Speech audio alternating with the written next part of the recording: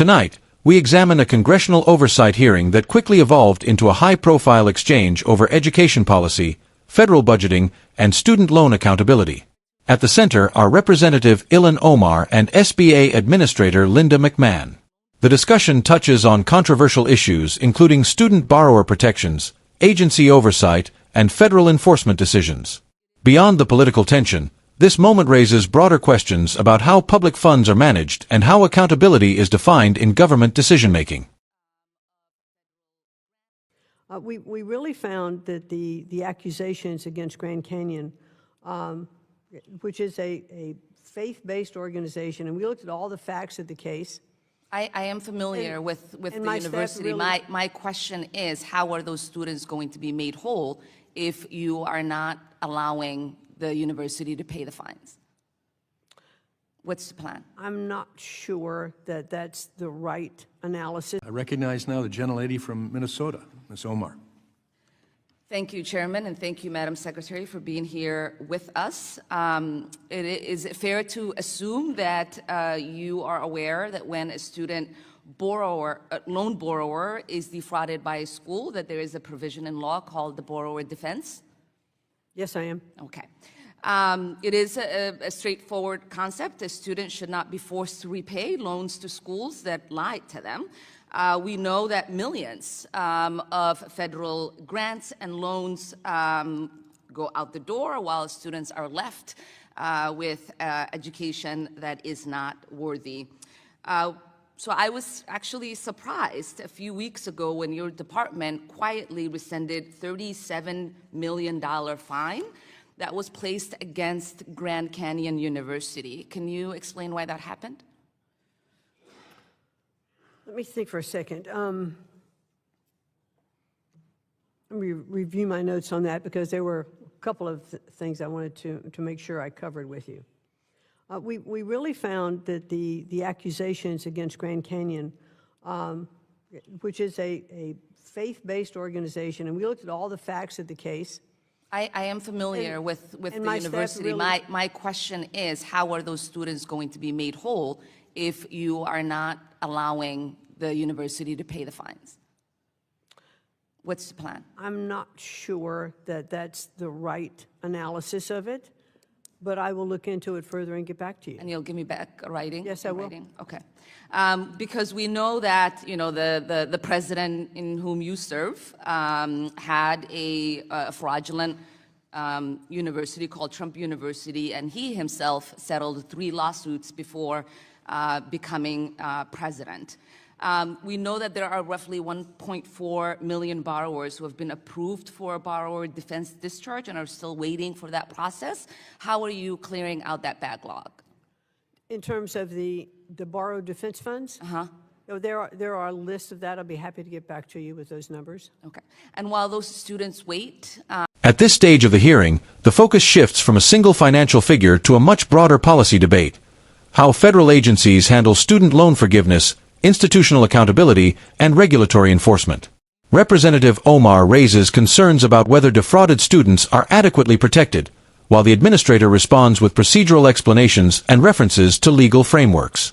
This exchange highlights a recurring challenge in oversight hearings, the gap between policy intent and administrative execution.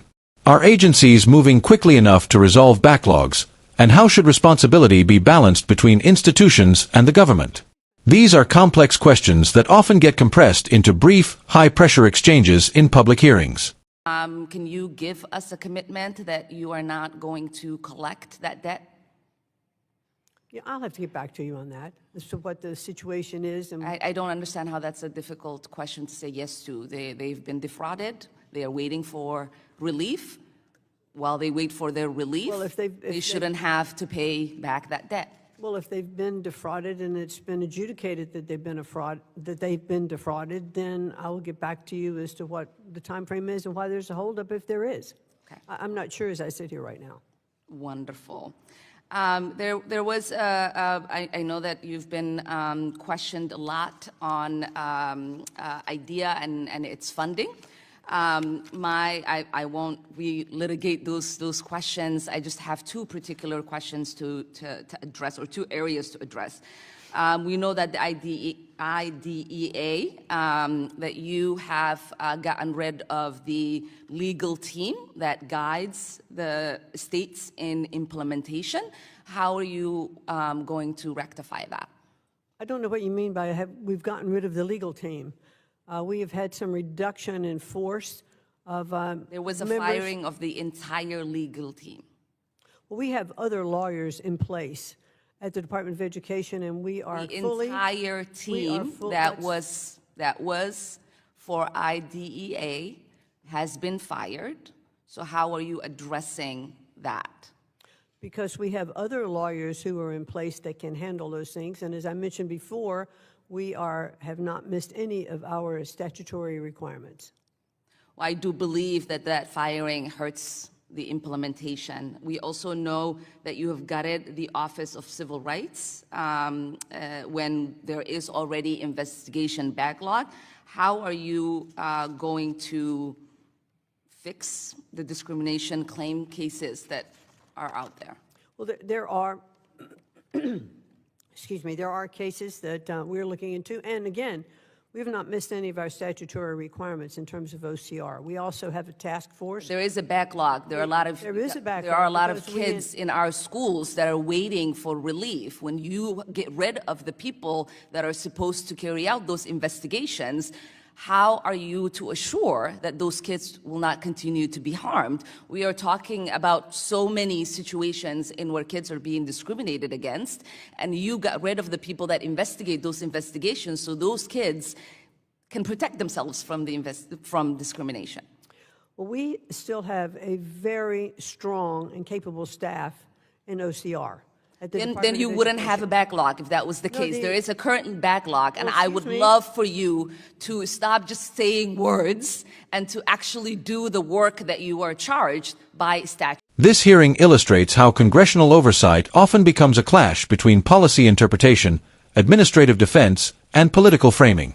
While one side emphasizes accountability for students and civil rights enforcement, the other highlights statutory limits, program structures, and existing legal processes.